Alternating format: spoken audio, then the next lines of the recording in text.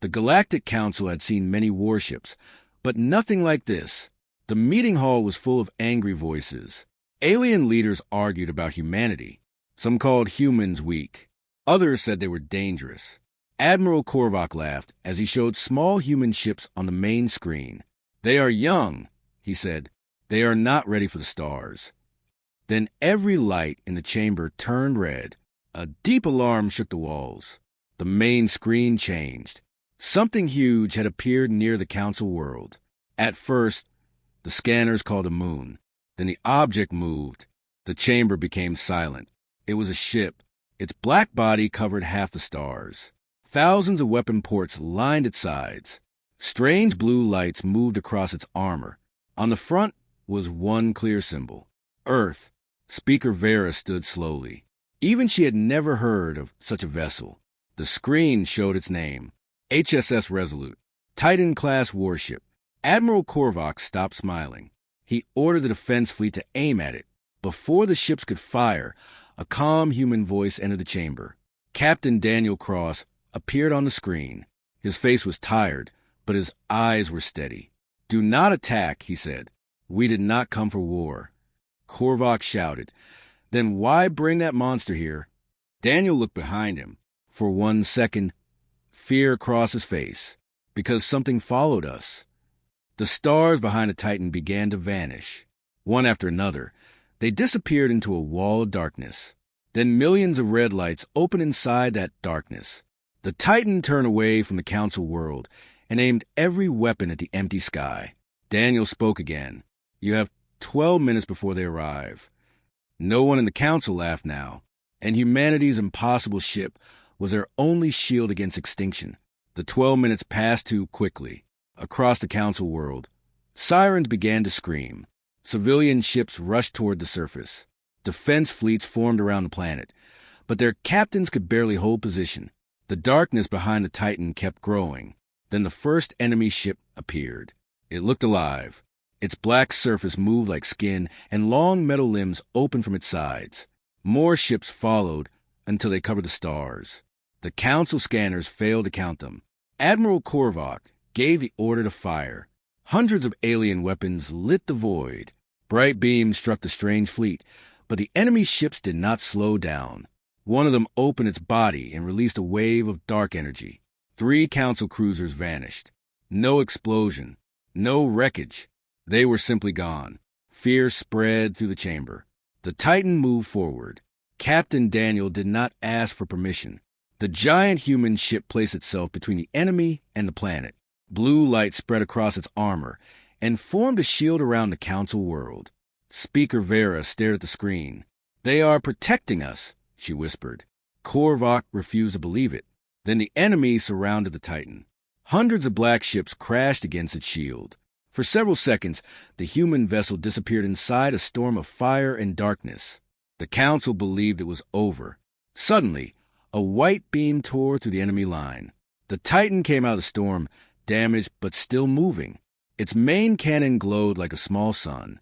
One shot destroyed hundreds of enemy ships. The chamber fell silent again. Then every speaker turned on by itself. A cold voice filled the room. "Senator Maul," it said, "open the shield. Your promise will be rewarded." Every council member slowly looked toward Maul. He was already running. Senator Maul ran toward the chamber doors, but 2 guards blocked his path. He raised the device, and every light went out. For 3 seconds, the council heard only screams. When the lights returned, Maul was gone. Speaker Vera ordered the station sealed. Admiral Korvac sent soldiers through every corridor. Below them, the planetary shield began to weaken. Captain Daniel saw the change at once. "Someone is shutting it down," he said. A hidden signal led to the station's power core. Maul had placed an alien device there. If it reached full strength, the shield would collapse. Daniel sent 12 human soldiers to stop it. Korvac did not trust them. He sent his troops behind them with orders to watch every move. The human team entered a burning section of the station. Smoke covered the halls. Broken doors trapped alien civilians inside. Their commander knew time was running out, but he still ordered a rescue. The humans carried children, lifted metal, and guided the wounded through the fire. Korvac watched through the cameras. He had expected fear and selfishness. Instead, he saw humans risk their lives for strangers. At the power core, the team found Maul beside the device. Black creatures stood around him like living shadows. Maul shouted that humanity had brought death to the Council. Then the creatures attacked everyone. Humans and aliens fought together in the narrow room. Bullets failed against the creatures, so the soldiers broke steam pipes and flooded the chamber with heat. The shadows screamed. A human soldier reached the device and destroyed it with seconds left. The shield returned. Then the station shook. Outside, an enemy ship entered the system. It was larger than the Titan. A message appeared on every screen. "We remember Earth." For the first time, Captain Daniel looked afraid. Captain Daniel remained silent for a long moment. Then he told the Council the truth. Years ago, the Hollow Fleet had reached human space. It attacked a colony near Earth and killed millions. Humanity fought back in secret because it feared the galaxy would panic. The Titan had been built after that war. It was not made to conquer worlds. It was made to stop the Hollow Fleet before it reached them. Speaker Vera asked why Daniel had hidden this. "Because fear makes allies turn into enemies," he answered. Dr. Selene sent new data to the Council. The enemy command ship had one weak point, but the Titan could not destroy it without a rare crystal. The crystal was inside the Council's military vault. Korvac refused to give it to humanity. "With that power," he said, "your ship could rule us all." Vera ordered him to open the vault. Korvac ignored her. His soldiers entered the chamber, arrested Vera, and took control of the station. He planned to use the crystal in his own flagship. Daniel left the Titan with a small team. He entered the station without firing a single shot. He found Korvac near the vault. Daniel pointed toward the window. Outside, the Titan stood between the planet and endless darkness. "You fear what we may do tomorrow," Daniel said, "but they are killing your people today." Korvac looked at the burning cities below. At last, he lowered his weapon and handed Daniel the crystal. Then the station lights died. A warning filled every screen. Enemy creatures had entered the Titan. Its engine stopped. Its weapons slowly turned toward the Council world. Across the chamber, every alien watched in horror as the first cannon began charging. The Hollow Fleet spoke again. "The human Titan belongs to us now." The Titan's main cannon pointed at the Council world. Inside the chamber, no one moved. Korvac ordered every defense ship to fire, but Speaker Vera stopped him. She believed the human crew was still alive. Deep inside the Titan, Captain Daniel led his team through dark corridors. Emergency lights flashed red. Strange creatures moved inside the walls, hunting the crew. The ship's main computer had been taken. Dr. Selene contacted Daniel through a weak radio. "There's one way left," she said. "The Titan has a second control system. It is old, mechanical, and hidden near the reactor." Daniel knew the path would be dangerous. His soldiers had little ammunition, so they used the ship itself. They opened airlocks, changed gravity, and filled corridors with freezing gas. One by one, the creatures fell. The Council watched broken camera signals.